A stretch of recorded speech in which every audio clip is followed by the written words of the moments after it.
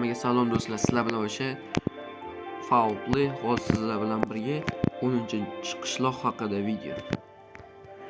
13-qishloqda 10 ta uy joylashgan bo'ladi.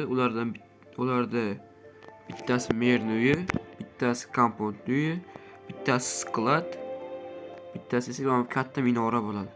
Keyin esa 13-qishloqda 4 ta dehqonlik joyi bo'ladi. Dehqonchilik qilish kerak bo'lgan joy.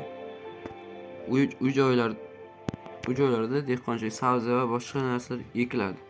Keyin esa mana bu kichkina uyning ichida esa uyning ichida emas, uyning tagida katta tunnel joylashgan. Har bitta uy uchun ochilgan tunnellar bo'ladi.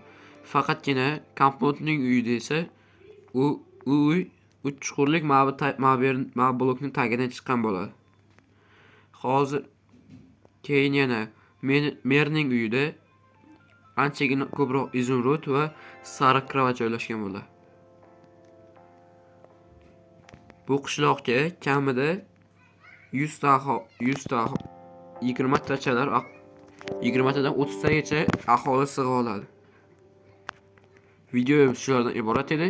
Bu 13-qishloq haqida video edi.